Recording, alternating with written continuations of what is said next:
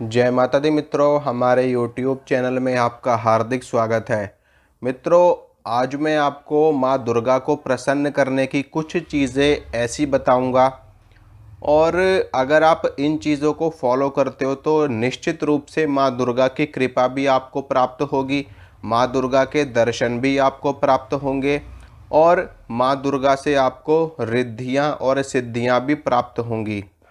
जो मैं अपने जीवन में फॉलो करता हूँ, जो मैं जिस प्रकार से मैं माँ दुर्गा की भक्ति करता हूँ, आराधना करता हूँ, वो चीज़ें मैं आज आपके साथ शेयर करूँगा। और इससे पहले मैंने कभी शेयर नहीं की, कभी मैंने यूट्यूब पे इस चीज़ को नहीं बताया कि मैं माँ दुर्गा की साधना किस प्रकार से करता हूँ, कैसे मैं उनकी भक्ति करता हूँ, किस प्रकार से मैं उनका पूजन करता हूँ, क्या भोग प्रसाद मैं उनको अर्पित करता हूँ। और मैं आज ये चीज़ें आपको बता रहा हूँ ताकि आपके मन का संशय दूर हो जाए और आप माँ दुर्गा की साधना कर सको, सही से कर सको।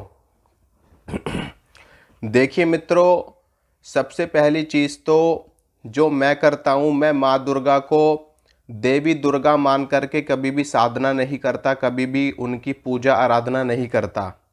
मैं माँ दुर्गा को माँ मान करके उनकी पूजा करता हूँ और मैंने कभी भी उनको देवी नहीं माना, मैंने हमेशा उनको माँ माना है।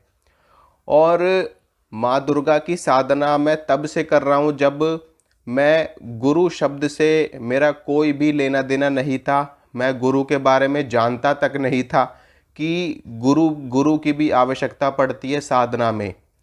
मैं हमेशा से बस यही मानता था कि अगर ये मेरी माँ है, माँ भगवती हैं, और मैं इनकी साधना करूँगा तो माँ अपने बच्चे की पुकार सुन के अवश्य आएंगी, और ऐसा ही हुआ। ठीक है, मैंने कभी भी माँ दुर्गा के लिए ये नहीं सोचा कि मैं ऐसी कौन सी विधि अपनाऊं कि जिससे मैं माँ को प्रसन्न करूं। मैंने बस हमेशा से वो चीज़ करता चला गया, जो मुझसे होता गया वो मैं करता चला गया। ठीक है, मतलब कि जो मेरे मन में आया, माँ दुर्गा की सेवा मुझे ऐसे करनी चाहिए, मैंने वैसा किया। आज मेरे मन में आया कि मुझे माँ दुर्गा को ये भोग देना चाहिए तो मैंने वही भोग उनको दिया। आज मेरे मन में आया कि मुझे इस मंत्र का जप करना चाहिए तो मैंने इस मंत्र का जप किया। आज मेरे मन में आया कि मुझे हवन करना चाहिए तो मैंने हवन किया। आज मेरे मन में आया कि मुझे माँ दुर्गा के मंत्र का 1.25 लाख जप करना है तो मैं 1.25 लाख जप किया मैंने। मतलब कि मैंने कभी भी कोई भी चीज़ किसी दूसरे की बताई हुई नहीं करी, मैंने सदैव वही चीज़ें करी जो जो माँ भगवती ने मुझे अंदर से ज्ञान दिया, मुझे अंदर से पुकार दी, जो मेरे मन में माँ भगवती की सेवा के लिए आया, मैंने हमेशा वही किया।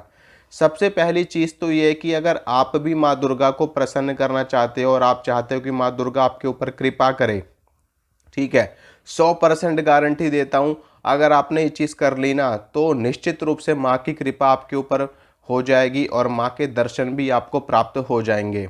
आपको कुछ भी नहीं करना, कुछ भी, आपको सिर्फ अपने मन में एक चीज़ बैठा लेनी है कि माँ दुर्गा को अगर आप प्रसन्न करना चाहते हो तो बस आपके अंदर सच्चाई होनी चाहिए, आपके अंदर भक्ति होनी चाहिए, आपके अंदर ईमानदारी होनी चाहिए, आपके अंदर माँ दुर्गा के प्रति विश्वास होना चाहिए।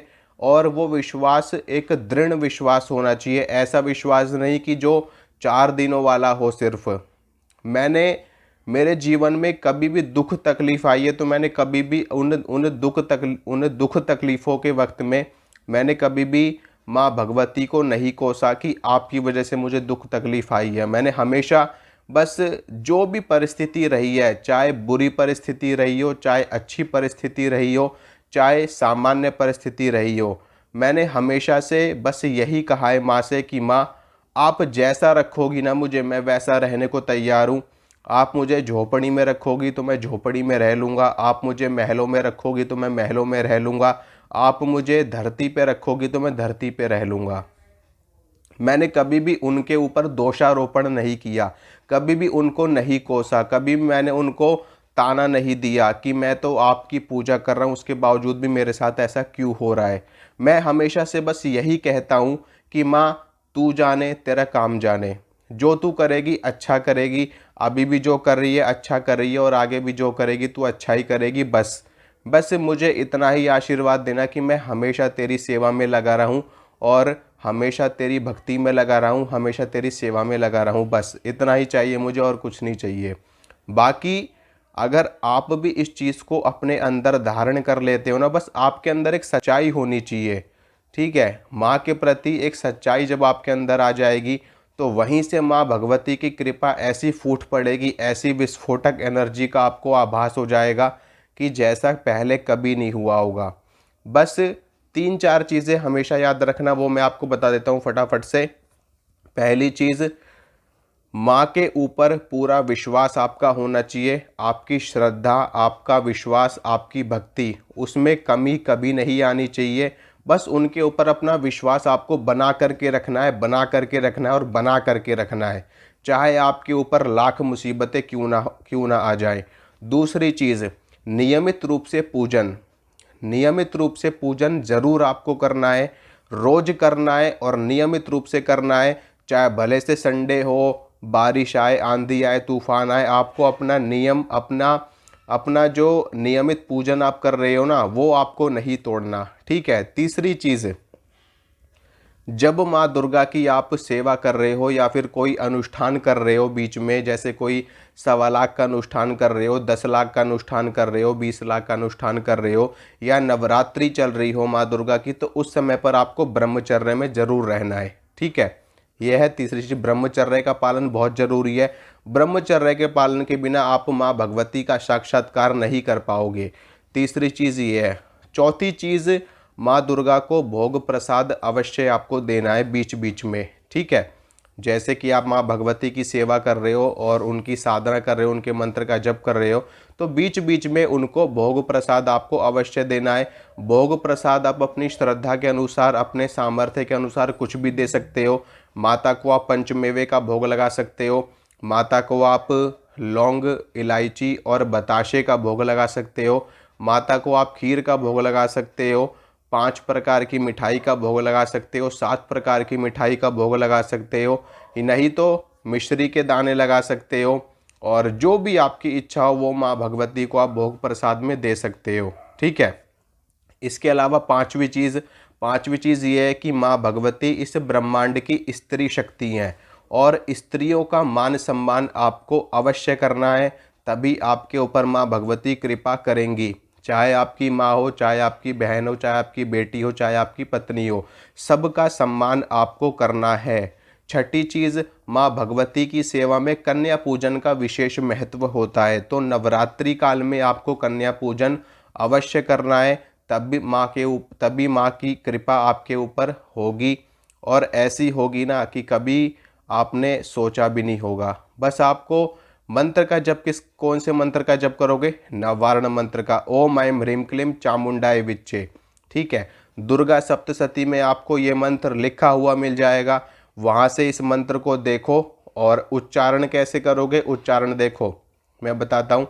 ओम ऐं ह्रीं क्लीं चामुंडाय विच्चे, ओम ऐं ह्रीं क्लीं चामुंडाय विच्चे, ओम ऐं ह्रीं क्लीं चामुंडाय विच्चे।